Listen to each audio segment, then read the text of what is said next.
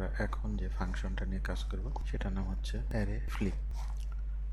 Array ফাংশনের ক্রমানুসারে এটি 14 নম্বর। অ্যারে ফ্লিপ ফাংশনটা পিএসপি 4 ইন্ট্রোডিউসড হয়, এটা 5 এবং 7-এও আছে। অ্যারে ফ্লিপ যে কাজটা করে সেটা হচ্ছে যে exchanges all keys with their associated values in an array.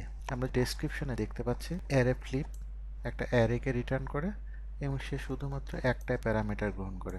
Array flip returns an array in flip order, অর্থাৎ যে অ্যারেটা আমরা ইনপুট হিসেবে দিই সেই অ্যারের কিগুলো keys from array become values and values from array becomes keys. এখানে আমরা ইনপুট হিসাবে অর্থাৎ প্যারামিটার হিসাবে আমরা অ্যারেটাকে দিচ্ছি। অ্যারে ফ্লিপ যে অ্যারেটাকে রিটার্ন করছে সেই রিটার্ন করা অ্যারেটা হবে আসলে আমরা যে অ্যারেটাকে ইনপুট হিসাবে দিয়েছি সেই অ্যারের ভ্যালুগুলো কিতে রূপান্তরিত হবে, কিগুলো ভ্যালুতে রূপান্তরিত। এগুলোকে অবশ্যই ইন্টিজার বা স্ট্রিং হতে হবে। এর ব্যত্যয় ঘটলে সে একটা ওয়ার্নিং থ্রো করবে এবং আসলে জানাবে যে তুমি রং টাইপের ভ্যালু দিয়েছো। আমরা এখন আমাদের এডিটরে চলে যাই এবং বিষয়টাকে একটু পরীক্ষা করে দেখি। আমাদের সামনে যে ফাইলটা খোলা আছে, আমরা আসলে এখানে অ্যারে ফ্লিপ নিয়ে কাজ করব। আমরা এই ফাইলটাকে সেভ অ্যাজ করি। আমরা এটা অ্যারের ভিতরে চলে যাই। এখানে আমরা দেখেছি এটা 14 নম্বর অ্যারে ফ্লিপ। আমরা এখানে 14 এ অ্যারে flip.php আমরা এখানে অ্যারে ফ্লিপ নিয়ে কাজ করব। আমরা এখানে আমাদের এই ফাংশনের ক্ষেত্রে আমাদের পিএসপি বা ফাইলটাকে অত্যন্ত সিম্পল করেছি। আমরা একটা প্রি ট্যাগের মধ্যে আউটপুটটাকে দেখতে যাচ্ছি। আমরা আমাদের এখানে যে কোডগুলো আছে আমরা আমাদের কাজের সুবিধার জন্য আপাতত এগুলোকে ব্লক করে রাখি। আমরা প্রয়োজন অনুযায়ী ব্যাখ্যা করব এবং এগুলোকে আনব্লক করব।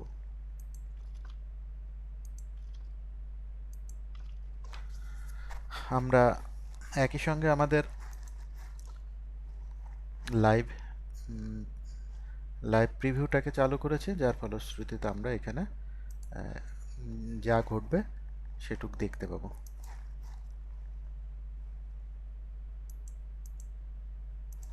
আমরা সাইড বার হাইড করলাম এবং আমরা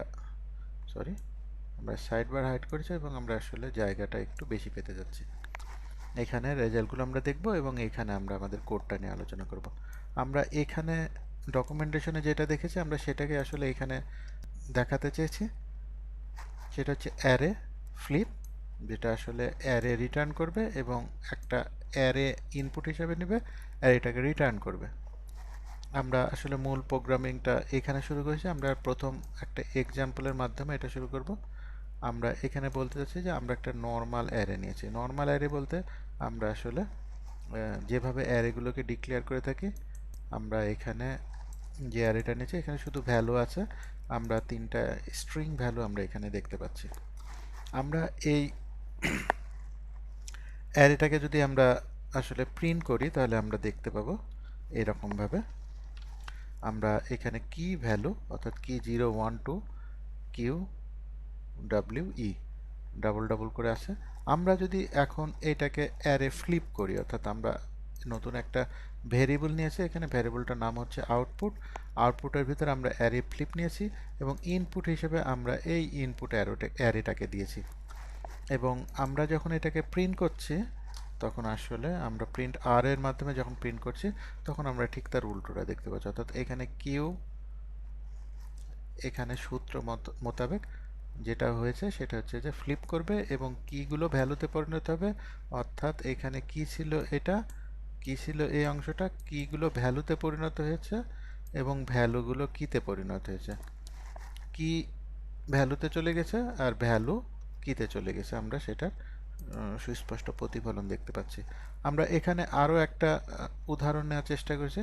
এক্ষেত্রে আমরা আসলে এখানে শুধু আমরা ভ্যালু ছিল, আমরা এখানে কি এবং ভ্যালু দুটোরই সমন্বয় দেখতে পাচ্ছি, তবে এটা অবশ্য অ্যাসোসিয়েটিভ কি এবং ভ্যালু। আমরা জানি যে এখানে অ্যাসোসিয়েটিভ হোক বা নিউমেরিক যেটাই হোক না কেন, এর সূত্র মোতাবেক এ শুধু ভ্যালুটা নিয়ে কাজ করবে। আমরা যদি আমাদের ফাইলটাকে সেভ করি, তাহলে আমরা এখানে পরিবর্তন দেখলাম। প্রথমটাতে পরিবর্তন যেটা হলো সেটা হচ্ছে যে Q1, অর্থাৎ এটা হচ্ছে ভ্যালু, সরি কি, আর এটা হচ্ছে ভ্যালু। আমরা আমাদের আউটপুটে স্বাভাবিকভাবে এটাকে পরিবর্তিত হয়ে দেখলাম যে এটা শুধুমাত্র অর্থাৎ এগুলোকে কি এ রূপান্তরিত করেছে এবং কিগুলোকে ভ্যালুতে রূপান্তরিত করেছে। আমরা সবশেষে আমরা যেটা নিয়ে কাজ করতে যাচ্ছি, সবশেষে আমরা যেটা নিয়ে কাজ করব সেটা হচ্ছে এরকম যে আমরা একটা মাল্টি ডাইমেনশনাল অ্যারো নেব। এখানে সবগুলো আসলে মাল্টি ডাইমেনশনাল না, আমরা শুধু একটাকে মাল্টি ডাইমেনশনাল নিয়েছি। আমরা যদি এটাকে প্রিন্ট করি, আমরা প্রিন্ট যখন করছি আমরা এই ইনপুট অ্যারেটাকে, তখন আমরা দেখতে পাচ্ছি কিউ, অর্থাৎ কিটা নিয়েছি, এই কি এর মধ্যে আসলে আমরা ভ্যালু হিসেবে অ্যারেটা দিয়েছি। বাদ বাকি দুটোর ক্ষেত্রে অবশ্য আমরা সিঙ্গেল ভ্যালু বা স্কেলার ভ্যালু ব্যবহার করেছি। এবং আমরা এখানকার সূত্র অনুযায়ী, অর্থাৎ এখানে যে কথাটা তারা বলেছিল যে একটা জিনিস মনে রাখতে হবে, নোট করতে হবে, সেটা হচ্ছে যে value of অ্যারেজ need to be valid কি, যেটাকে অবশ্যই ভ্যালিড কি হতে হবে। কিন্তু এইখানে আমরা যখন দেখতে পাচ্ছি এই অ্যারেটা আসলে এই পাশে যে সে ভ্যালিড কি থাকছে না, যেহেতু ভ্যালিড কি থাকছে না, অর্থাৎ আমরা ভ্যালু হিসাবে অ্যারে ব্যবহার করতে পারি, কিন্তু কখনোই আমরা কি হিসাবে অ্যারে ব্যবহার করতে পারি না, এটা আমরা জানি। তো এইখানে সেই মোতাবেক একটা ওয়ার্নিং দেখিয়ে দিচ্ছে। এখানে যে কথাটা ওয়ার্নিংয়ের কথাটা বলা হচ্ছে, আসলে সেই ওয়ার্নিংটা আমরা এখানে দেখতে পাচ্ছি। সেই ওয়ার্নিংটা হচ্ছে লাইন নাম্বার উল্লেখ করে বলে দিচ্ছে যে array flip can only flip string and integer values, অর্থাৎ এখানে ইন্টিজার স্ট্রিং ভ্যালু নিয়ে কাজ করতে পারে। অর্থাৎ আমরা যেহেতু এখানে একটা অ্যারে ভ্যালু আছে, আমাদের এই জায়গাটায় যেহেতু একটা অ্যারে ভ্যালু আছে, এই অ্যারে ভ্যালুটাকে, অর্থাৎ এইখানে যে আমরা একটা অ্যারে ভ্যালু আছে, এই অ্যারে ভ্যালুটাকে কিতে সে রূপান্তরিত করতে পারছে না। আম, উম, এই অ্যারে ভ্যালুটাকে কিতে রূপান্তরিত না করতে পারার কারণে সে কিন্তু পরের দুটাকে দেখেছে, অর্থাৎ সে ডাব্লিউ ডাব্লিউ আর ইই এই দুটোকে অ্যারে ফ্লিপের মধ্যে অন্তর্ভুক্ত করেছে, কিন্তু এটাকে স্বাভাবিক কারণে অ্যারে ফ্লিপের বাইরে রেখেছে, বাইরে রেখে সে এটাকে আউটপুট দিয়ে দিয়েছে। তাহলে আমরা তখন অ্যারে ফ্লিপ এই ফাংশনটা সম্পর্কে জানলাম এবং এটা কেমনভাবে কাজ করে সেটা আমরা দেখলাম। ধন্যবাদ।